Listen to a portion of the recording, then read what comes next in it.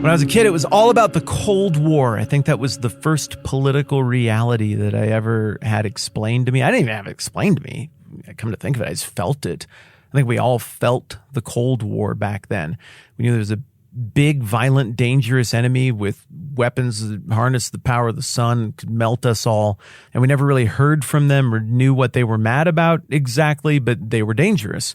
I mean, it was in our media, it was in our storytelling, it was in our schools. I mean, I remember doing the drills where we would get under the desk because apparently an eighth of an inch of formica glued to a half inch of particle board will save you from a nuclear blast. But we did it.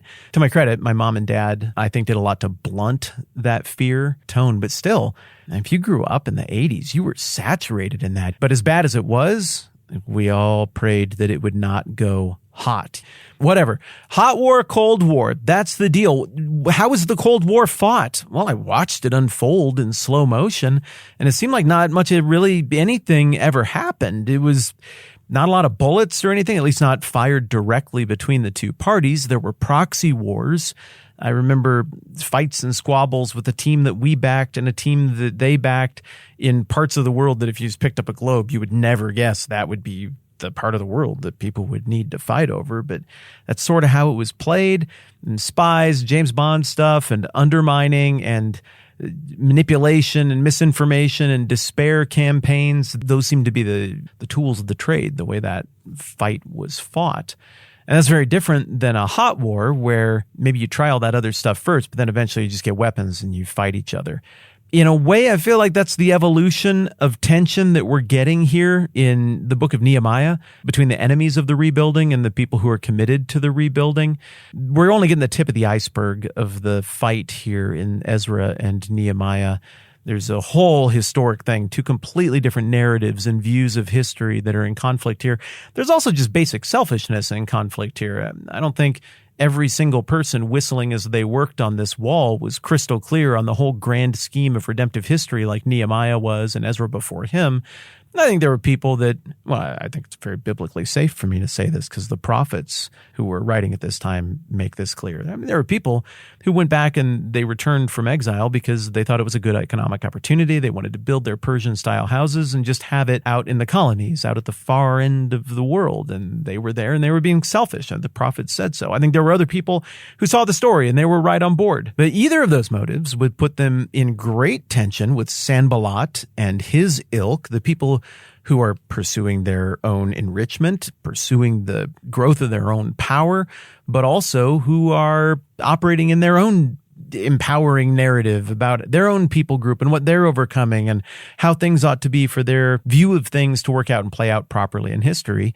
And so it starts to come to a head early in the book of Nehemiah.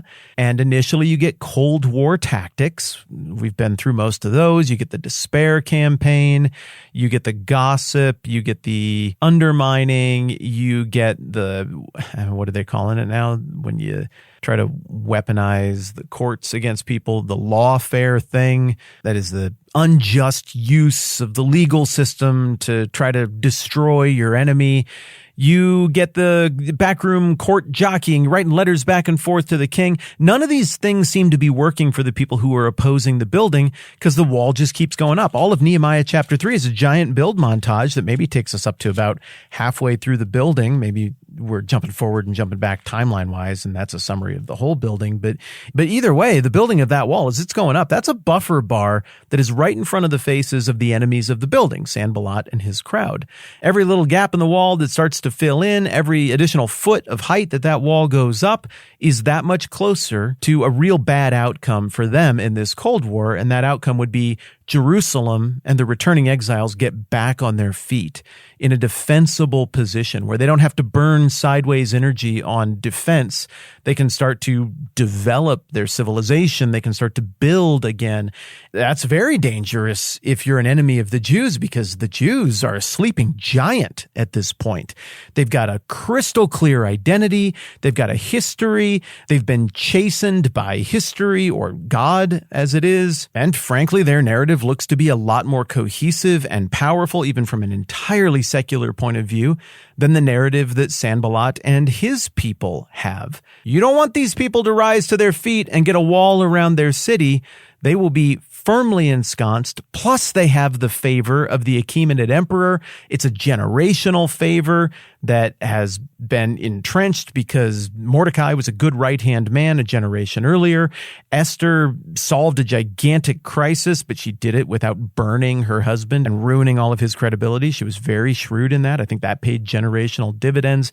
Nehemiah is buddy-buddy with Artaxerxes. No, Sanballat lost. That's just the deal. As the wall goes up and the buffer bar moves toward full completion and ultimately his defeat, it's clear he lost. There is one recourse left when you get to that level of desperation, and it is violence. And now the sword starts to rattle, and now the threats start to come in that indeed this is going to go from a cold war to a hot war. But when Sanballat, Tobiah, the Arabs, the Ammonites, and the men of Ashdod heard that the repairs to Jerusalem's walls had gone ahead and that the gaps were being closed, they were very angry. There's that buffer bar. Nehemiah 4:8. They all plotted together to come and fight against Jerusalem and stir up trouble against it. But we prayed to our God and posted a guard day and night to meet this threat. I really like that sentence. We prayed to our God. Also, we got out swords. Make of that whatever you will. Ezra, one book earlier, is like, okay, we prayed to God. We believe God is in this. And so we just headed out with a few $1 billion or whatever. And we just walked along a bandit-infested highway and figured it'd probably work out. And it did. Here, Nehemiah, who's always been a bit more practical than Ezra in his leadership, it's like we prayed to God. Well, yeah, we see that every time Nehemiah faces trouble, just like Jesus in the desert. He turns to God, but also we posted a guard. And I think that's entirely rational on his part, short of some miraculous word from God to be like, don't even post guards. It's a gesture of faith in me. Just don't. Short of that, it probably makes sense to put somebody up there to keep an eye out because all of your enemies who've been trying to undermine you are now saying, we're going to physically hurt you and kill you. Like, oh, okay. Well, we'll add a security detail then to try to make it harder for you to kill us. Yeah, that checks out.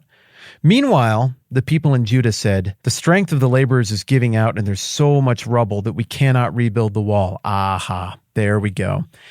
All of the other despair campaigns, all of the Cold War stuff, the people of Jerusalem, they were built to handle that crap, bro. That did not overwhelm them. Think about what happened a generation earlier with Haman. There's a public decree sent out. It's like, hey, the Jews, we're going to kill all of them. That's the plan. We're just going to circle a date on the calendar. We're that sure that we can get away with this governmentally. We're going to do that. Nobody could do anything about it until Esther and Mordecai cooked up a plan to intervene. It's insane. That just happened a few years ago at this point in Nehemiah chapter 4.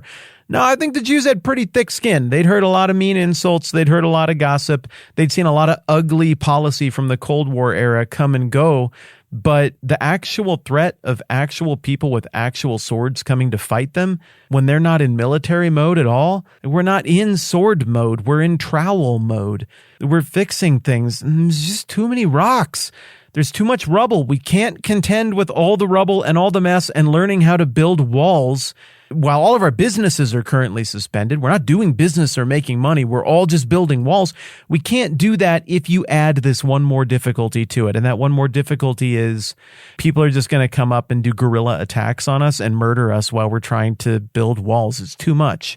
So it is not surprising that the strength of the laborers started to give out. Can you blame them? Finally, after generations of saber rattling, it looks like this is going to go from Cold War to hot war, and they're just not in a place where they're equipped to handle it. It's really why they need to get this wall built, because you build the wall, and anybody who's ever played any kind of strategy game or anything like this knows that the defense value of each and every one of those defenders skyrockets, grows exponentially as soon as you've got that wall up. So, here we are. It's a conundrum.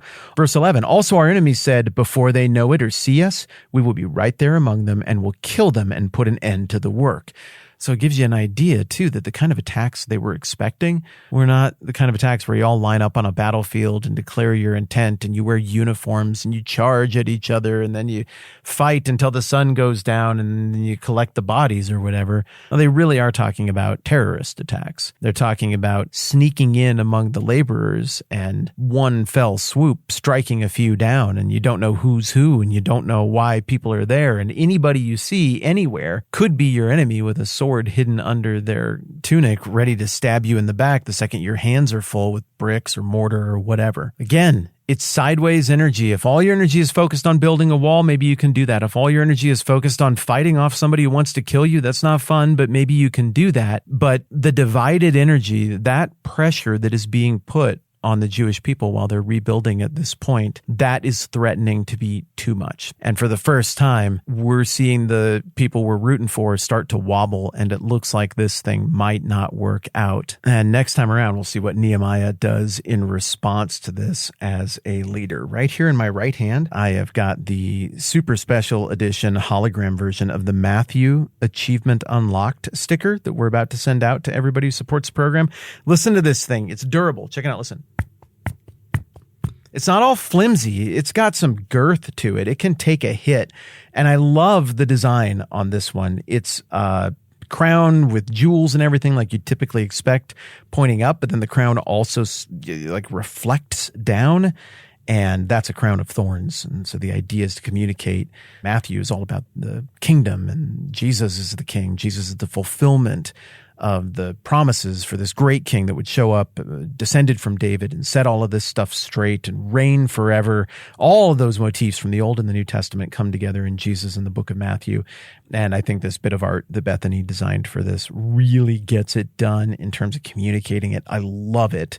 I've got most of these already ordered in, so we're ready to start enveloping these things up.